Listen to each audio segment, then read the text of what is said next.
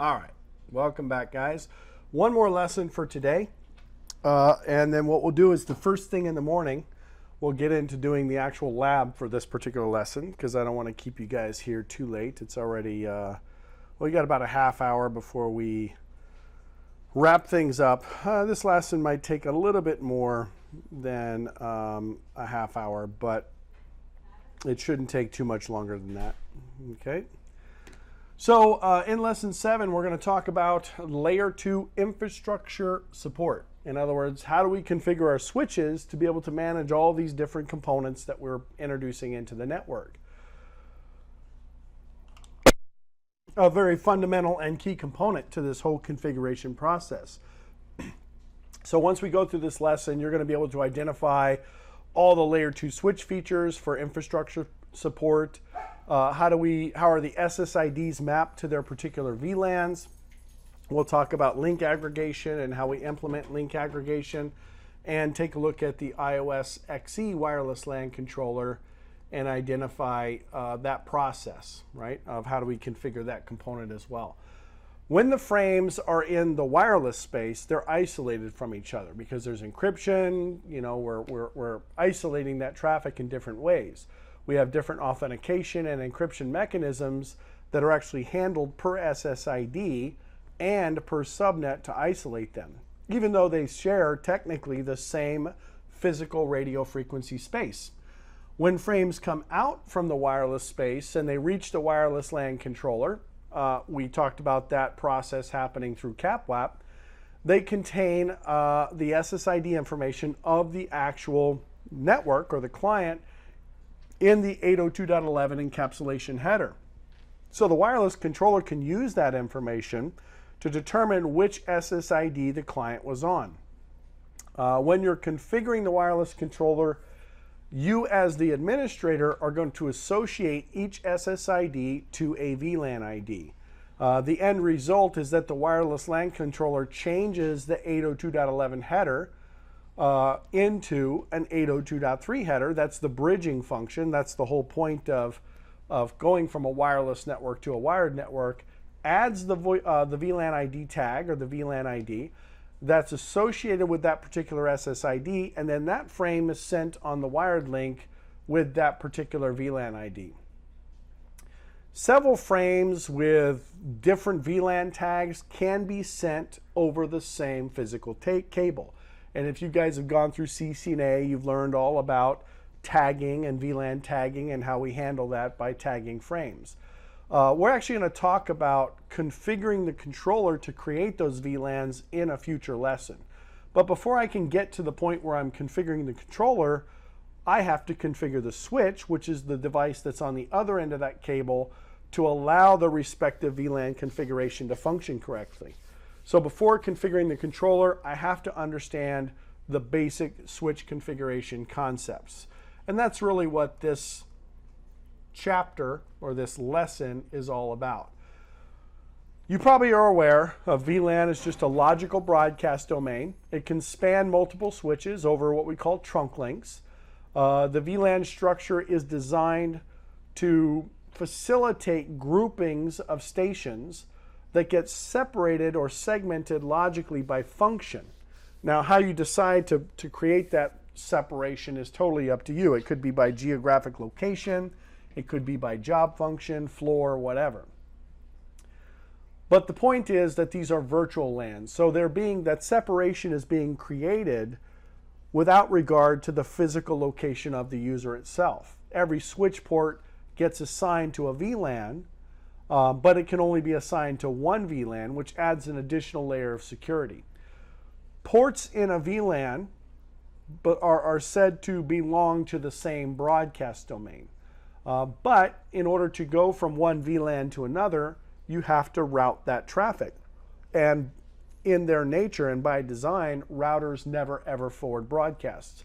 So by creating multiple VLANs, you're effectively creating these individual broadcast domains, these segmented broadcast domains. So a lot of benefit to having these different VLAN segmentation in the network.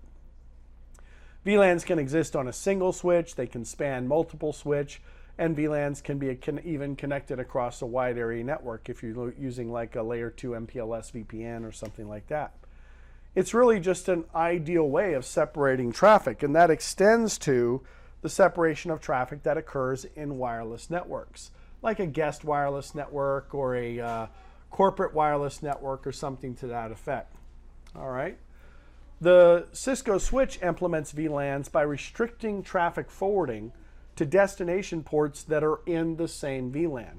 In other words, a switch has no capability of forwarding traffic from one VLAN to another unless it's in the same VLAN.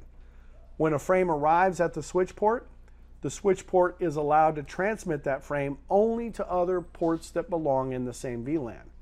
So it's kind of like you're creating this virtual switch for all your unicast traffic, your multicast traffic, and your broadcast traffic. Any port that carries traffic for more than one VLAN, which is depicted here as a link between these two switches, that's considered to be a trunk. Now, trunks themselves are not a member of an individual VLAN. They participate in passing traffic for multiple VLANs, but they don't actually join a specific VLAN. That's the kind of interface that we're going to be connecting to our wireless LAN controller, is this trunking interface. Obviously, there's a lot more that we can talk about with regard to VLANs and VLAN implementation. That's really reserved for a CCNA routing and switching course.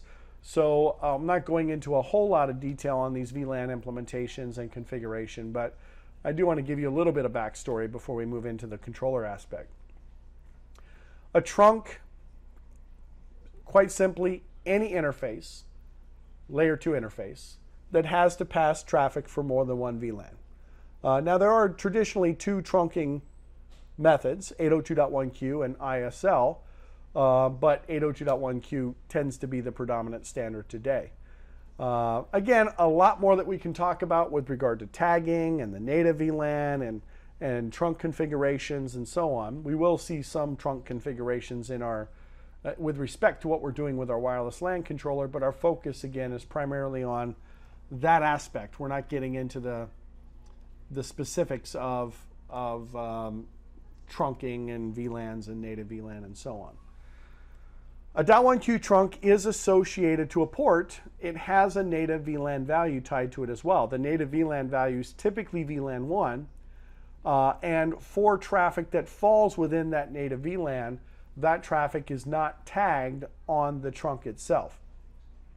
So native VLAN is something you configure on a trunk interface level. It's not to say that quote-unquote native VLAN traffic is never tagged, because at the access port level, it could be tagged. But at the trunk level, on the egress side of the switch, the tag is going to get removed. And then on the subsequent ingress port on the other side of the switch, the tag is going to get reimposed. VLAN 1 is our default native VLAN. CDP uses this VLAN. Other processes within switch management and switch functions use this VLAN as well.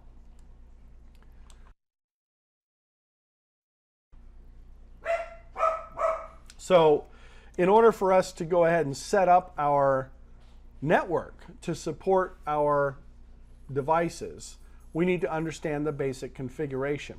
First thing you have to do is you have to create the VLANs in the VLAN database.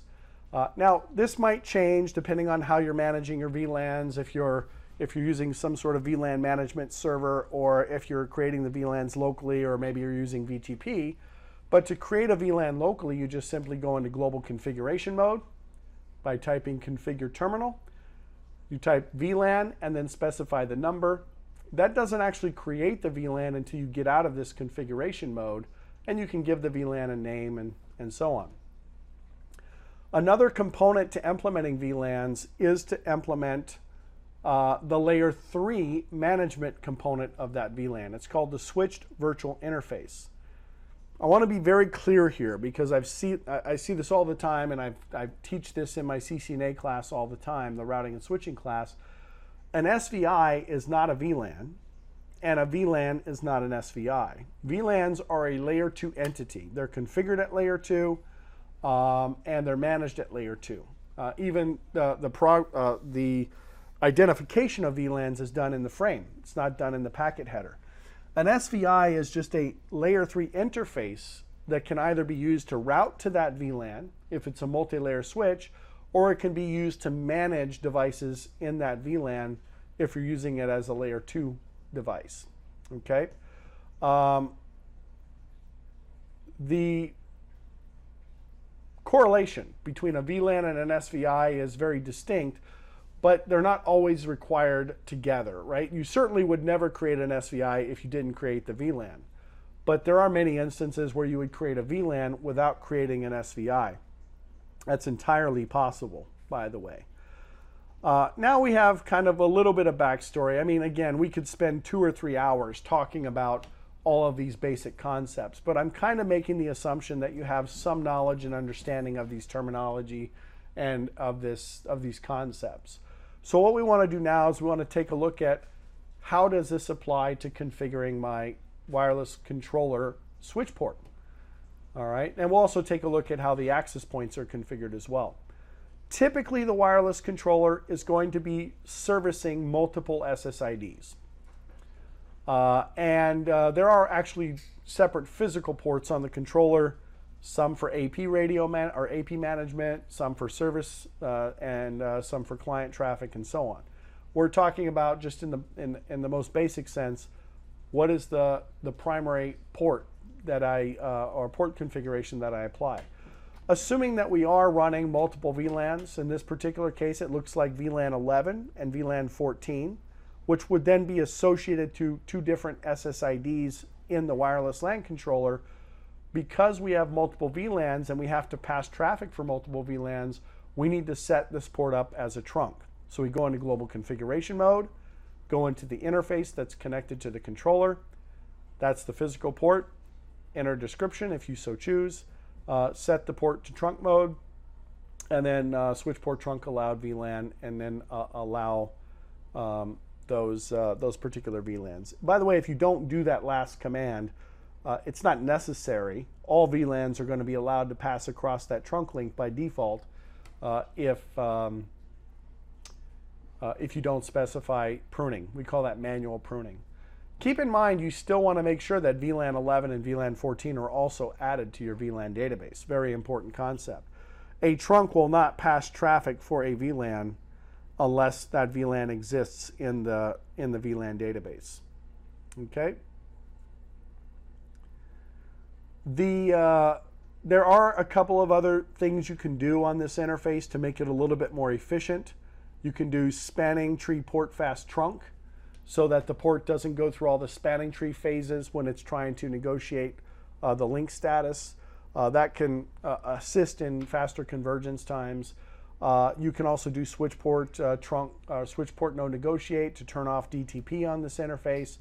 You might, depending on the switch type, also have to specify the encapsulation type using the switch port trunk encapsulation.1q command, or the switch port trunk encapsulation ISL command if you want to use ISL.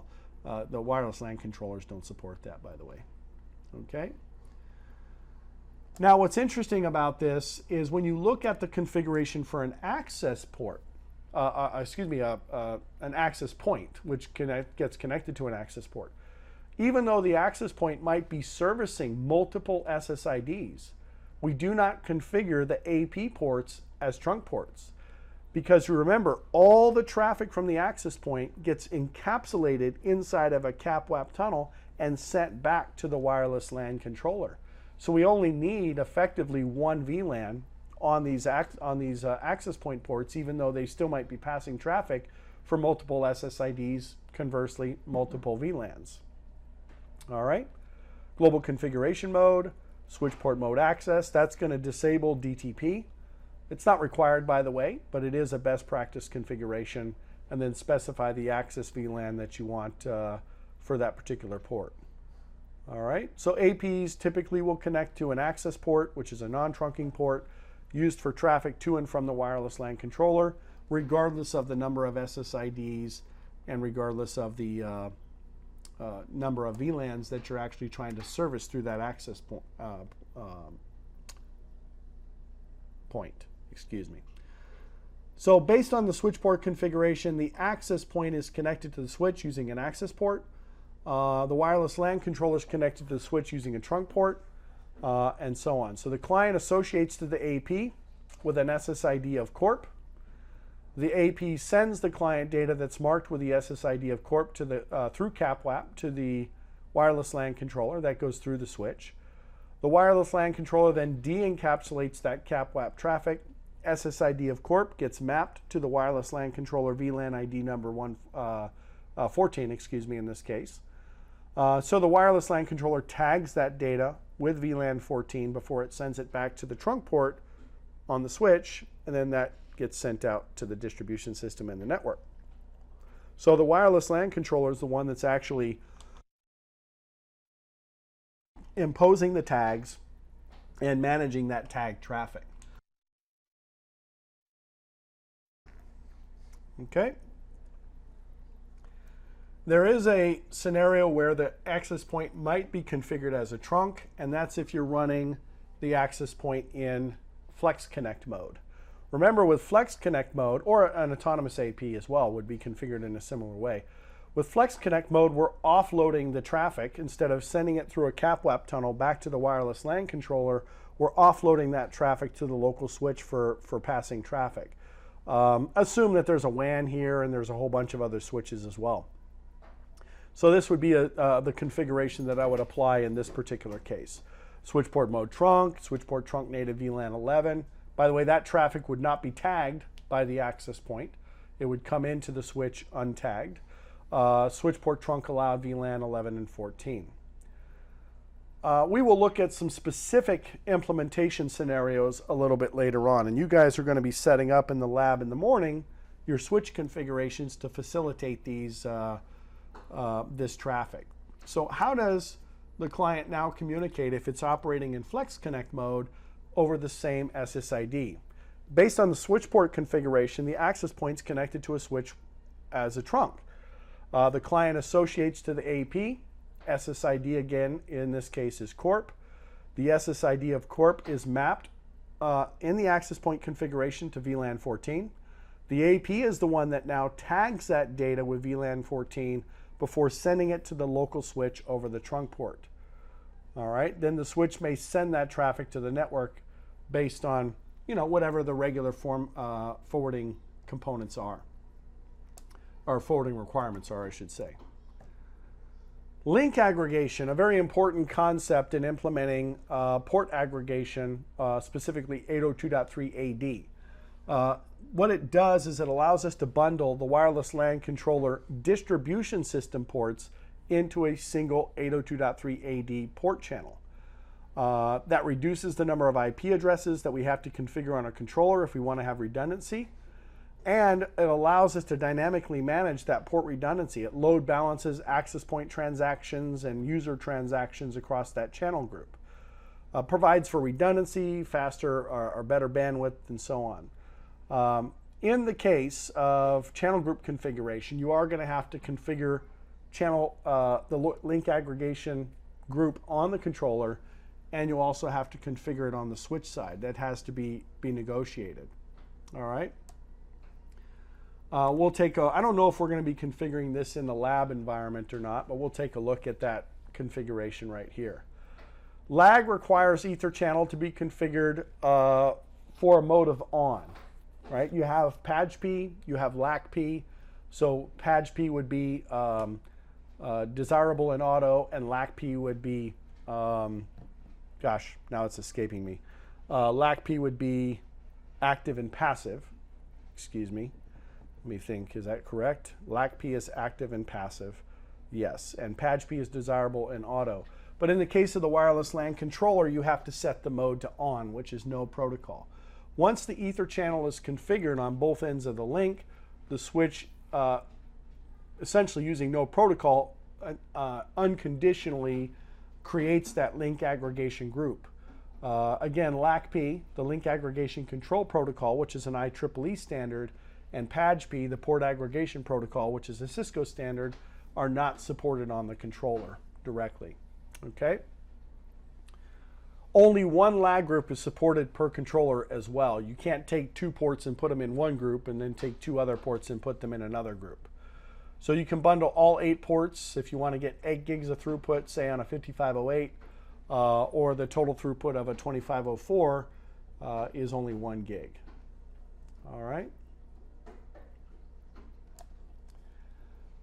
With iOS XE wireless LAN controllers like the 5760, we also support link aggregation, but that's more of a switch-to-switch type configuration.